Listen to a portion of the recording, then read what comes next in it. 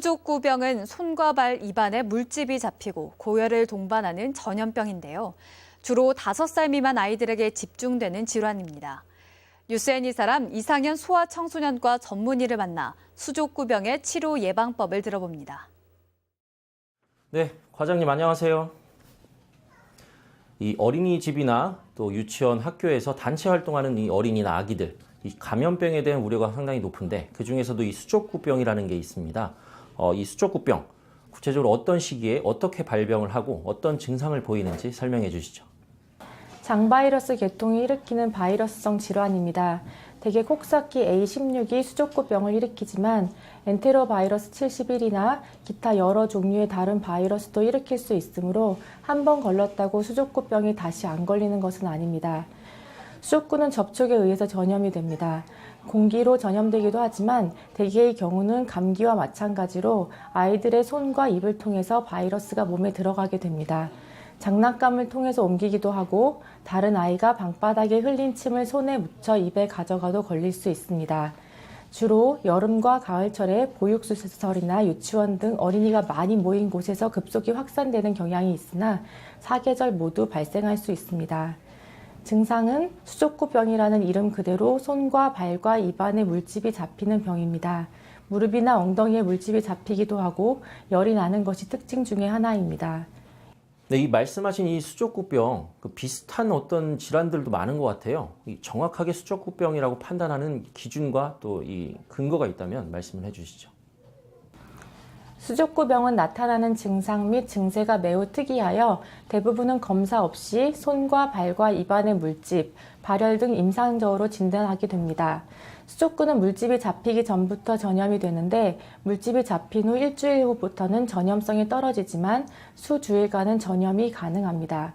병에 잘 걸리는 연령층은 10세 미만인데 특히 5세 미만에서 더 잘 생깁니다.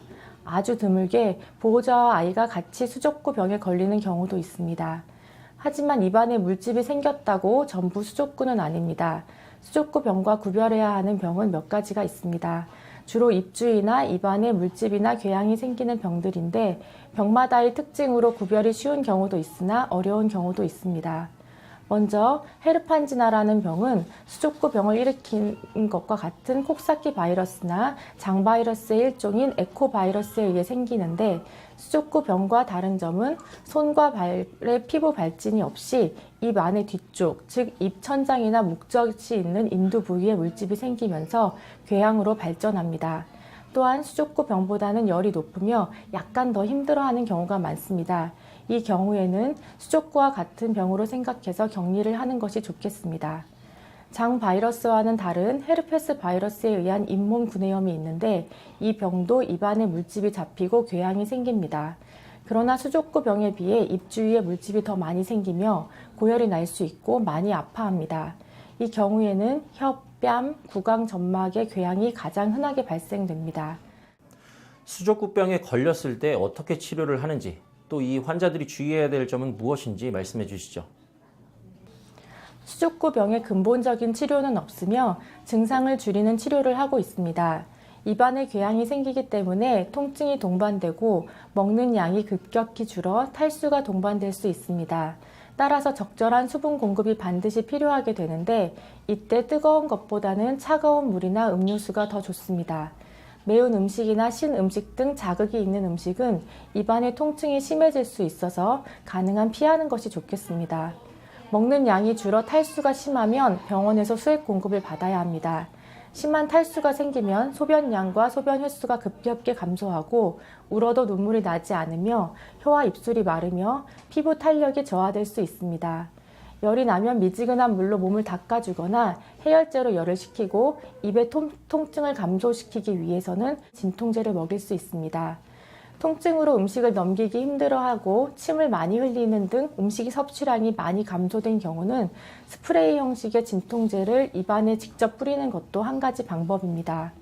만일 수족구병에 걸린 아이가 열이 3일 이상 가면 주의하여야 합니다. 열이 심하면서 머리를 아파하고 토하거나 목이 뻣뻣해지는 경우는 뇌막염이 동반된 것이 아닌가 진료를 받아야 하겠습니다. 치료도 중요하지만 무엇보다 이 사전에 막는 게 또 중요하겠죠. 예방을 위해서는 어떤 노력이 필요할까요? 수족구를 예방하려면 수족구에 걸린 아이와 접촉을 피하는 것이 좋겠습니다. 수족구가 돌 때는 가능하면 무리하지 말고 아이들이 많은 곳을 피하고 손발을 자주 씻고 양치질을 열심히 하는 것이 좋습니다.